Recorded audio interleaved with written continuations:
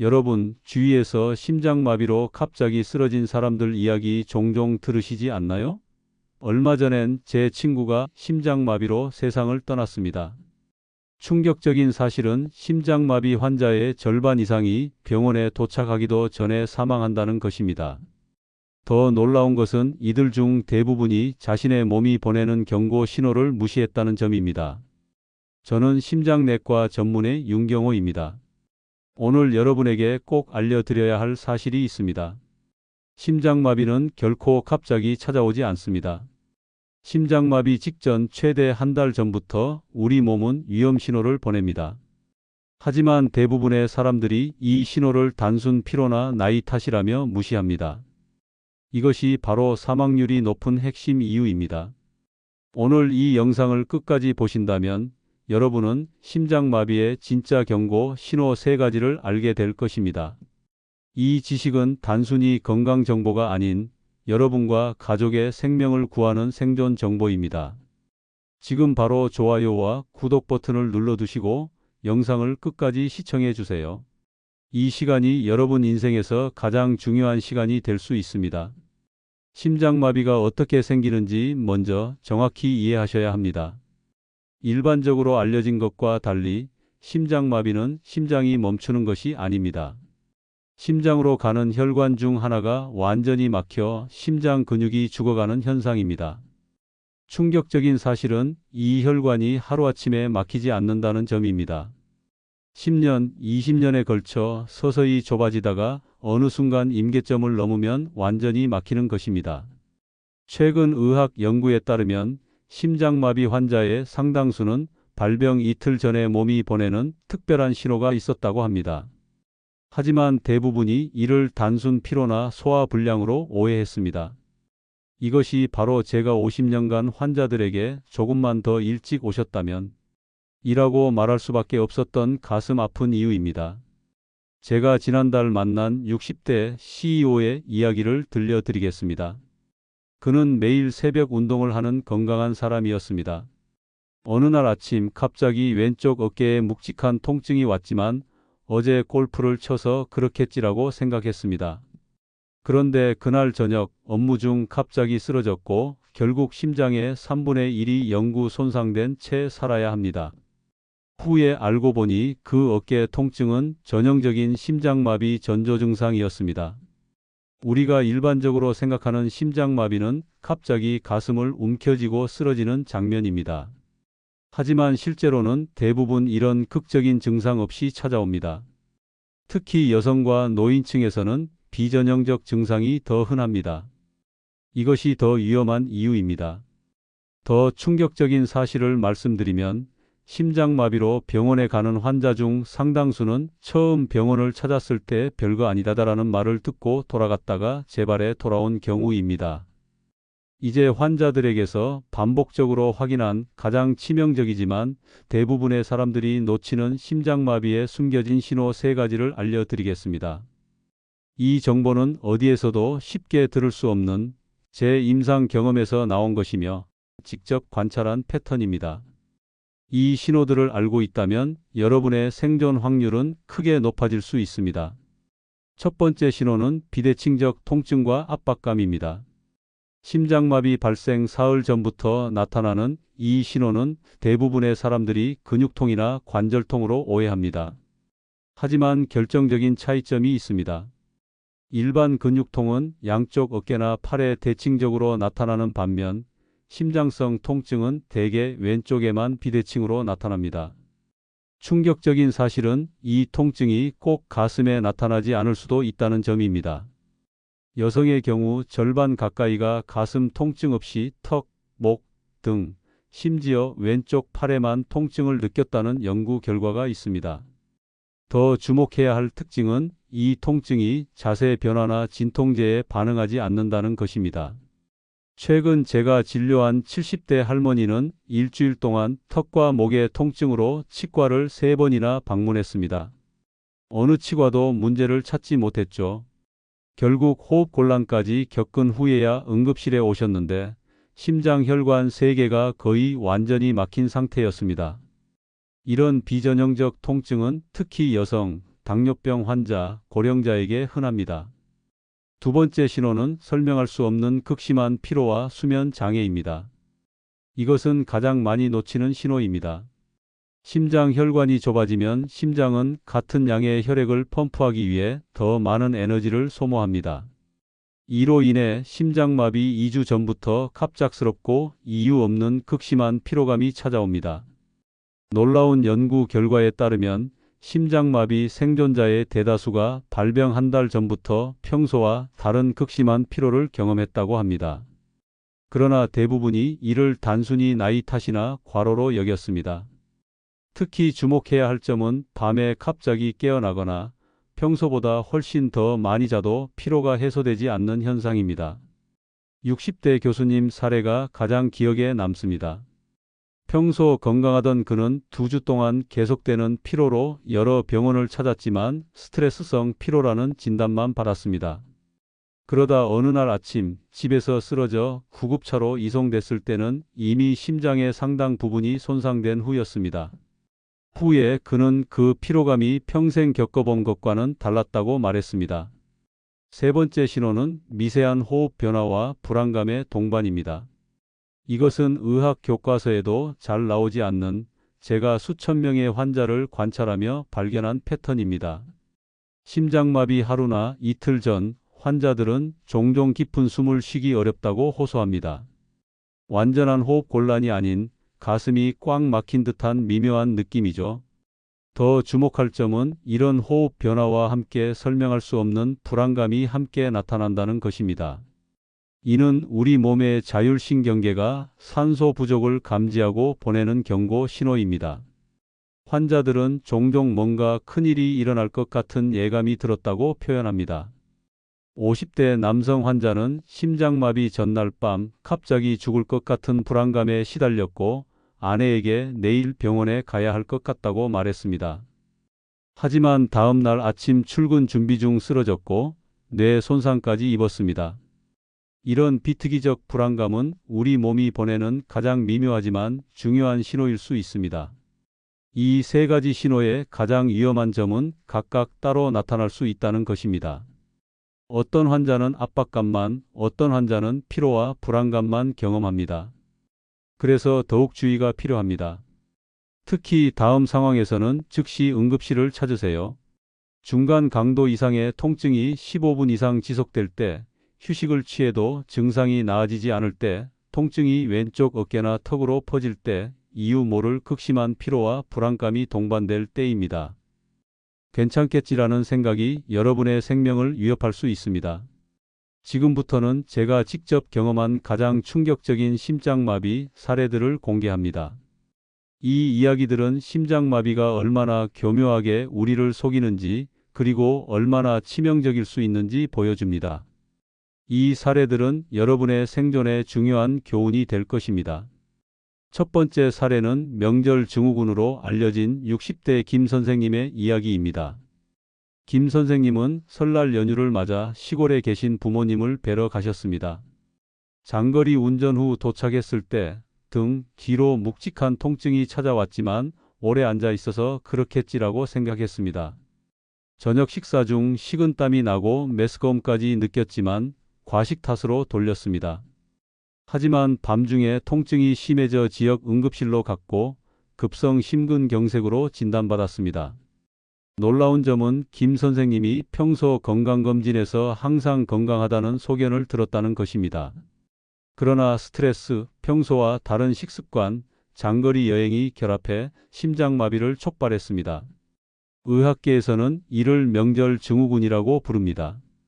명절이나 휴가 기간에 심장마비 발생률이 평소보다 많이 증가한다는 연구 결과가 있습니다. 이는 평소와 다른 생활 패턴, 스트레스, 과식이 복합적으로 작용하기 때문입니다. 두 번째 사례는 침묵의 살인자로 불리는 당뇨 환자의 사례입니다. 50대의 이 환자는 10년 넘게 당뇨를 앓았습니다. 어느 날 그는 단순히 기운이 없고 소화가 안 된다는 증상으로 내원했습니다. 가슴 통증도 호흡곤란도 없었습니다. 그러나 제가 심전도를 찍어보니 대규모 심근경색이 진행 중이었습니다. 당뇨 환자는 신경 손상으로 인해 심장마비의 전형적인 통증을 느끼지 못하는 경우가 많습니다. 이것이 바로 당뇨병 환자의 심장마비 사망률이 비당뇨인보다 두세 배 높은 이유입니다. 이 사례에서 가장 중요한 교훈은 당뇨병이 있거나 고령인 경우 통증 없이도 심장마비가 올 수 있다는 점입니다. 따라서 설명할 수 없는 피로감, 소화불량, 식은 땀만으로도 심장 문제를 의심해야 합니다. 세 번째 사례는 36시간의 경고라 불리는 젊은 변호사의 이야기입니다. 42살의 이 변호사는 중요한 재판을 앞두고 밤을 새워 일했습니다. 그는 36시간 동안 경고 신호를 경험했지만 모두 무시했습니다. 첫 12시간 동안 그는 가슴 중앙의 불편감을 단순한 속쓰림으로 오해하고 제산제를 복용했습니다. 다음 12시간 동안에는 왼쪽 어깨와 턱의 통증을 과로로 오해하고 마사지를 받았습니다. 그리고 마지막 12시간 동안에는 극심한 피로와 불안감을 중요 재판을 앞둔 스트레스 때문이라고 생각했습니다. 결국 그는 재판 도중 쓰러졌고 다행히 법정에 의사가 있어 즉시 심폐소생술을 받아 생존할 수 있었습니다. 충격적인 점은 그가 고혈압, 고지혈증, 당뇨 등 어떤 위험 인자도 없었다는 것입니다. 유일한 위험 요소는 스트레스와 가족력뿐이었습니다. 이 사례는 심장마비가 젊은 사람에게도 찾아올 수 있으며 몸이 보내는 경고를 36시간 이상 지속적으로 보낸다는 것을 보여줍니다. 신체가 보내는 경고를 무시하는 것은 생명을 위협할 수 있습니다. 네 번째 사례는 여성의 침묵하는 심장마비입니다. 58살 여성 환자는 일주일 동안 목과 턱의 통증, 극심한 피로감, 가벼운 메스꺼움을 경험했습니다. 네 곳의 병원을 방문했지만 모두 스트레스성 근육통이나 갱년기 증상으로 진단했습니다. 결국 그녀는 샤워 중 의식을 잃었고 심장마비로 진단받았습니다. 안타깝게도 심장의 상당 부분이 이미 손상된 상태였습니다. 의학계의 불편한 진실은 여성의 심장마비 증상이 남성과 다르게 나타나지만 대부분의 진단 기준은 남성의 증상을 기반으로 한다는 점입니다. 여성은 남성보다 가슴 통증을 덜 경험하고 대신 피로, 메스꺼움, 턱과 목의 통증, 소화불량 등 비특이적 증상을 더 많이 보입니다. 이것이 여성의 심장마비 오진율이 남성보다 훨씬 높은 이유입니다. 다섯 번째 사례는 희망을 주는 황금 시간을 지킨 생존자입니다. 70살 박 선생님은 평소 건강에 관심이 많아 심장마비의 경고 신호를 알고 있었습니다. 어느 날 아침 가벼운 산책 중 왼쪽 어깨로 퍼지는 가슴 압박감을 느꼈습니다. 그는 즉시 휴식을 취했지만 10분이 지나도 증상이 호전되지 않자 바로 119에 신고했습니다. 응급실에 도착했을 때 심장마비가 막 시작되는 단계였고 즉시 시술을 받아 어떤 심장 손상도 없이 회복했습니다. 의사는 골든타임 안에 오셨기 때문에 완벽한 회복이 가능했다고 말했습니다. 박 선생님은 지금도 건강하게 손주들과 시간을 보내고 있습니다.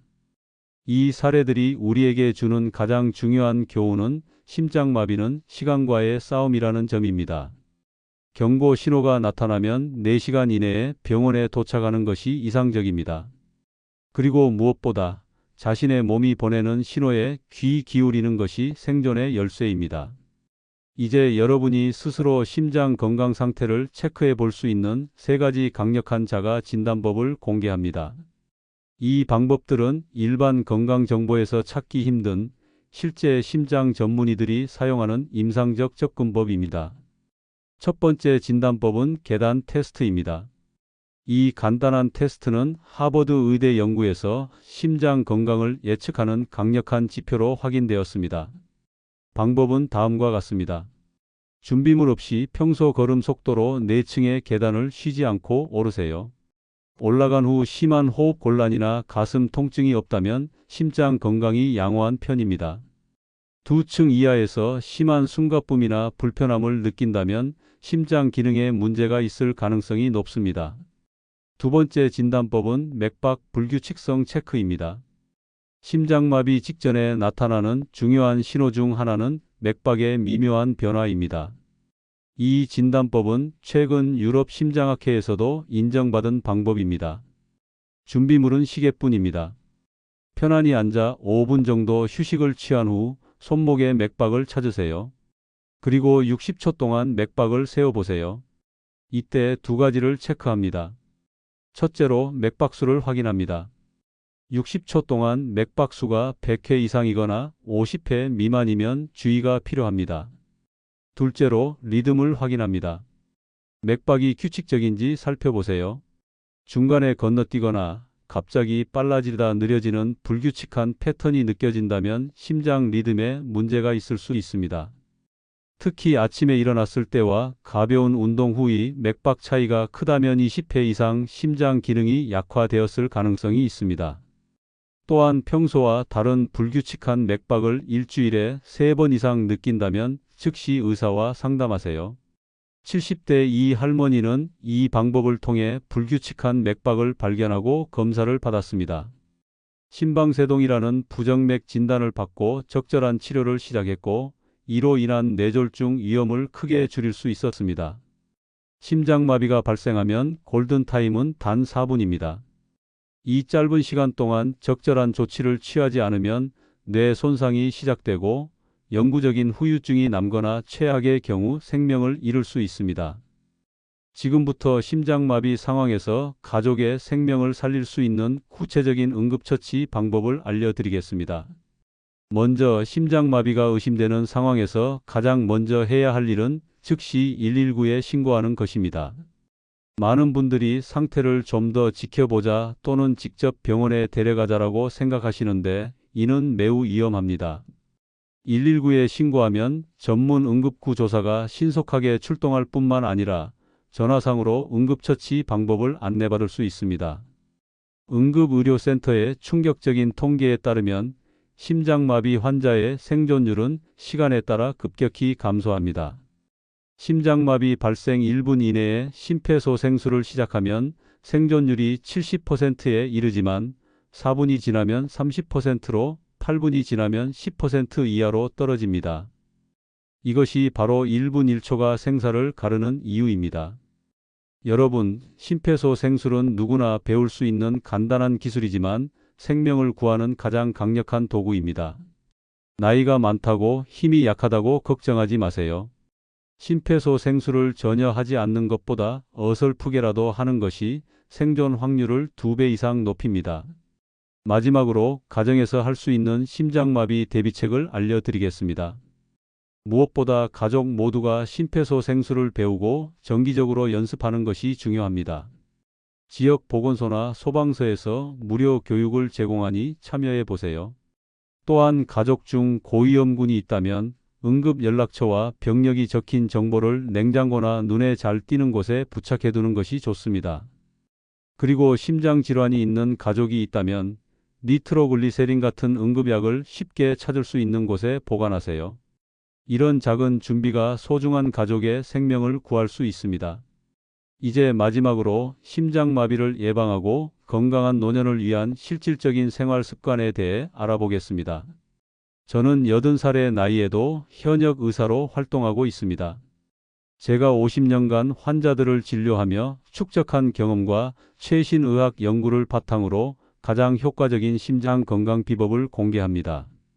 심장 건강을 위한 5가지 황금률을 기억하세요. 움직임, 영양, 휴식, 검진, 그리고 관계입니다. 첫째, 움직임은 모든 연령대에서 가장 강력한 심장 건강 비법입니다. 심장은 근육이므로 적절한 운동이 필요합니다. 하지만 고강도 운동이 아니라 규칙적인 중강도 운동이 핵심입니다. 저는 매일 아침 30분에서 45분 동안 걷기 운동을 합니다. 걷기는 심장에 무리가 가지 않으면서도 심폐 기능을 강화하는 최고의 운동입니다. 둘째, 영양은 심장 건강이 든든한 기반입니다. 최근 연구에서 가장 주목받는 식단은 지중해식 식단입니다. 이 식단은 심장병 위험을 최대 30%까지 줄일 수 있다고 합니다. 셋째, 휴식은 현대인이 가장 간과하는 심장 건강 요소입니다. 충분한 수면과 스트레스 관리는 심장 건강에 필수적입니다. 스트레스는 혈압을 높이고 염증을 증가시켜 심장에 직접적인 손상을 줍니다. 연구에 따르면 만성 스트레스는 심장병 위험을 최대 40%까지 높인다고 합니다. 이는 흡연이나 고혈압만큼 위험한 요소입니다. 저는 매일 아침 15분간 깊은 호흡과 명상을 실천합니다. 호흡에 집중하며 마음을 비우는 시간이 하루를 평온하게 시작하는 데 큰 도움이 됩니다. 이 간단한 원칙만 따라도 심장병 위험을 50%까지 줄일 수 있습니다. 중요한 것은 큰 변화보다 작지만 지속 가능한 습관을 만드는 것입니다. 제가 수많은 환자를 만나고 치료하면서 깨달은 것이 있습니다. 그것은 건강은 스스로 지키는 것이며 예방이 최고의 치료라는 사실입니다. 이 영상을 통해 배운 지식이 여러분과 여러분 가족의 건강한 삶에 도움이 되기를 진심으로 바랍니다. 오늘 영상이 도움이 되셨다면 좋아요와 구독 버튼을 눌러주세요. 여러분의 관심이 더 많은 건강 정보를 나눌 수 있는 원동력이 됩니다. 건강한 심장으로 행복한 노년을 보내시길 바랍니다. 감사합니다.